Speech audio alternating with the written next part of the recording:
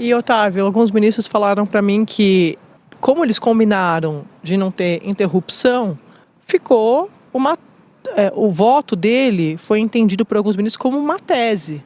Ele fez ali um manifesto na visão de alguns ministros, porque se pudesse ter sido interrompido, ministros iam levantar ponto a ponto e iam rebater. Aqui não está os demais réus. Aqui está o líder da organização criminosa, presidente, que insuflava tanto que, em algo lamentável, e em 30 segundos encerramos, com a camisa, com a figura do presidente, se destrói o relógio dado, vindo ao Brasil com Dom João VI. Todos se recordam isso. Ele também não está com a camisa de nenhum dos outros co-réus, está com a camisa do líder da organização criminosa, Jair Messias Bolsonaro. Mas eu acho que tem uma coisa muito séria aqui, porque o Fux é isso, repetindo, não é que ele deu um voto divergente. É óbvio que você pode ter sempre divergências. Eu acho, o professor está aí, ele acho que vai concordar comigo, que sim, um juiz pode. Todos se convencem e ele não. E ele vai lá e absolve. Sempre há divergências.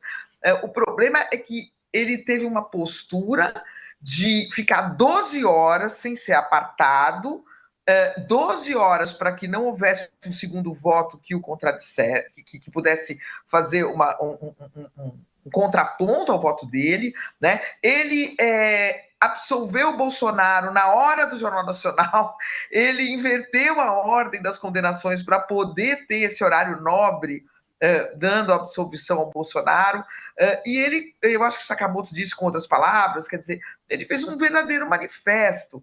Então não é que ele fez um voto divergente, ele ficou horas demolindo os ministros do Supremo, que estão com uma posição contrária dele. Ele não apenas divergiu deles, ele demoliu os argumentos. Ele não demoliu, ele tentou demolir. Ele fez todo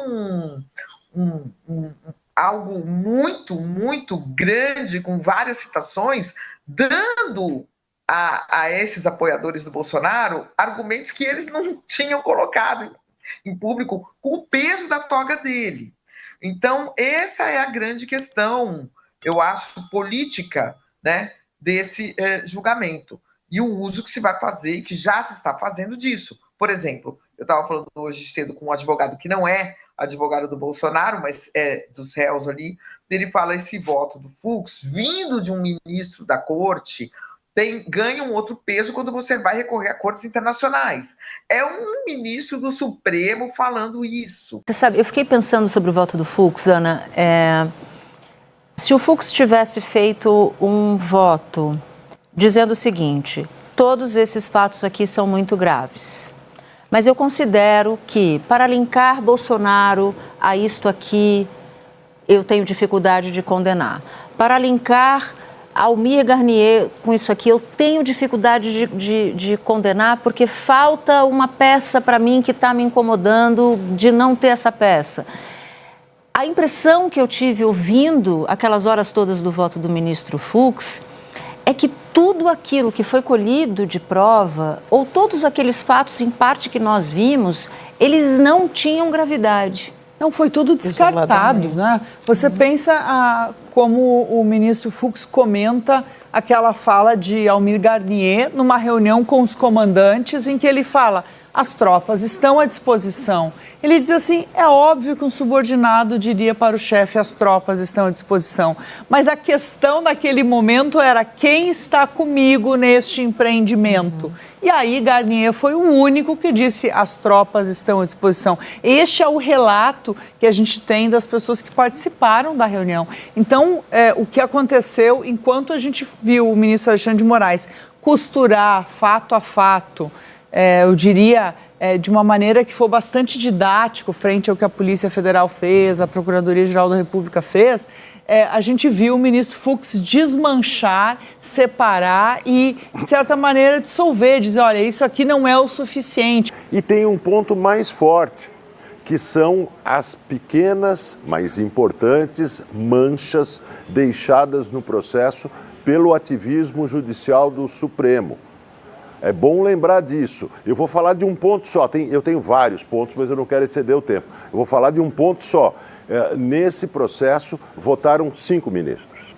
O Supremo tem 11 ministros, mas votaram 5 ministros. O regimento diz que, bom, votaram 5 ministros em 11. Só esse ponto já permite contestações. Parece que o Supremo não aprendeu grande coisa com a Lava Jato e com a anulação ampla e restrita das sentenças da Lava Jato, porque ele deixou manchas no processo judicial mais importante da história da redemocratização no Brasil. E isso é um ponto que será explorado. Ele absolveu o Bolsonaro e condenou o STF. Ele deixou muito claro que, na visão dele, o tribunal tornou-se um tribunal político, né? Coisa que a gente vem martelando aqui já faz tempo. E apontou fragilidades também, né, Mário? Ele apontou muitas fragilidades na decisão do ministro Alexandre de Moraes, principalmente com relação às provas, né? Eles colocaram cogitações, aliás, eles colocaram suposições, circunstâncias e extrapolações no lugar dos fatos. De fato, se você olhar, se você examinar o que eles colocaram ali como motivo da prisão, não há provas materiais. Isso aqui eu já disse, não há provas materiais. Não conseguiram também mostrar que o que aconteceu em 8 de janeiro foi uma tentativa de golpe. O que aconteceu ali, aquela depredação, foi porque não houve golpe, porque não haveria golpe. Isso para mim ficou muito claro. Eu escrevi que eles estavam criminalizando cogitação, eles estavam criminalizando bilhete, eles estavam criminalizando discurso político, declaração, e o ministro Fux, com o embasamento jurídico, mostrou isso. Tanto é que ninguém está questionando os fundamentos das decisões do Fux. O que vem acontecendo recorrentemente é o STF se colocando no papel do legislador, ou seja, fazendo leis, estabelecendo normas. Você tem também o STF interpretando uma liberdade absoluta à Constituição, e quando o Fux diz que o STF não tem competência, a sua incompetência absoluta para julgar quem não tem foro especial, ele está seguindo rigorosamente a Constituição. Vamos lembrar que essa regra foi mudada de novo no ano passado, aliás, este ano, no início deste ano, se não me engano foi março, claramente como uma jurisprudência de ocasião. Ele também, quando ele reafirma o papel de que cabe ao legislador fazer as leis, ele está dando outro recado. E ele está seguindo também, literalmente, a Constituição Federal. A gente esquece que existe uma Constituição. Vira tudo uma mixórdia. O STF está fazendo o que quer com a Constituição. A Constituição virou mulher de malandro. Não pode. Lembrando que o Supremo não é apenas a última instância. O Supremo é o guardião da Constituição Federal. É a Corte Constitucional do país. E, obviamente, os ministros que estão lá conhecem a Constituição. Mesmo aqueles que não passaram em concurso para juiz. Há controvérsias, viu, Mário? Talvez eu esteja sendo otimista. Hoje você está muito bonzinho. O Zanin sabe que isso está sendo arbitrado. Porque, aliás, todos sabem, mas o Zanin em especial, como ex-advogado do Lula, ele sabe, né, que está se fazendo uma sacanagem com o Bolsonaro, né? Agora, a sacanagem será feita de qualquer maneira. Ele vai ser condenado. Eu acho só, você vê como é que são os spin doctors da imprensa, agora querem, com o voto da Carmen Lúcia, que provavelmente certamente vai condenar o Bolsonaro, querem dizer que uma mulher, é muito significativo que seja uma mulher que vá condenar o Bolsonaro, tudo pataquada, né? O secretário de Estado americano, Marco Rubio, afirmou que os Estados Unidos vão responder de forma adequada, segundo ele, à condenação do ex-presidente Jair Bolsonaro. Ele fez uma publicação também na rede social X. Ele falou o seguinte: as perseguições políticas do sancionado violador de direitos humanos Alexandre de Moraes continuam, já que ele e outros membros do Supremo Tribunal Federal decidiram injustamente por condenar à prisão o ex-presidente Jair Bolsonaro. Aí presta atenção nessa frase: os Estados Unidos vão responder de forma adequada a essa caça às bruxas.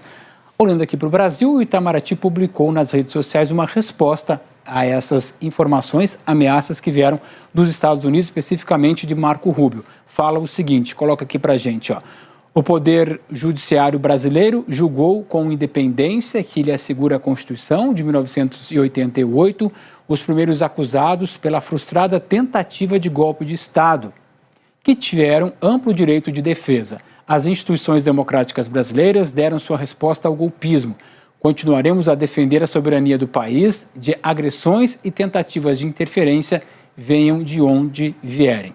E continua dizendo o seguinte, ameaças como a feita hoje pelo secretário de Estado norte-americano Marco Rubio, em manifestação que ataca a autoridade brasileira e ignora os fatos e as contundentes provas dos autos, não intimidarão a nossa democracia. Então essa aqui é a posição que veio pelo Itamaraty, aquela nota que a gente viu também publicada por Marco Rubio. O governo Trump prepara, sim, medidas adicionais, como o próprio secretário de Estado americano declarou, nas redes sociais. Marco Rubio ameaçou que os Estados Unidos vão responder adequadamente ao que ele chamou de caça às bruxas, uma reação que veio imediatamente depois da condenação de Jair Bolsonaro. E segundo fontes do governo americano, Júlia, novas medidas podem ser anunciadas já a partir de hoje.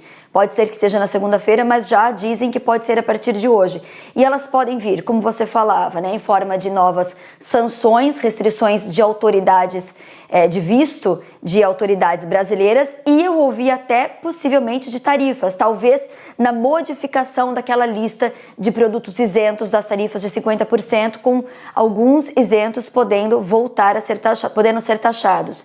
Agora, o principal articulador de Eduardo Bolsonaro junto a Trump, aliado, assessor dele, Jason Miller, deu uma indicação que vai na linha do que os bolsonaristas estão pressionando aqui em Washington, Eles que apresentam lista de nomes que querem que sejam sancionados, Ele disse que não pode falar, Jason Miller, em nome do governo, mas ele prometeu que os juízes, os ministros envolvidos vão ser responsabilizados e junto, então, com o Eduardo, o time que vem pressionando o governo americano, eles pressionam pela aplicação da lei Magnitsky para eles, essa que a gente lembra, Magnitsky impõe bloqueio de visto e de bens aqui dos sancionados nos Estados Unidos, como fizeram para Alexandre de Moraes, e algo que a gente lembra só foi usado antes para notórias violações de direitos humanos, portanto algo sem precedente, é a pressão deles.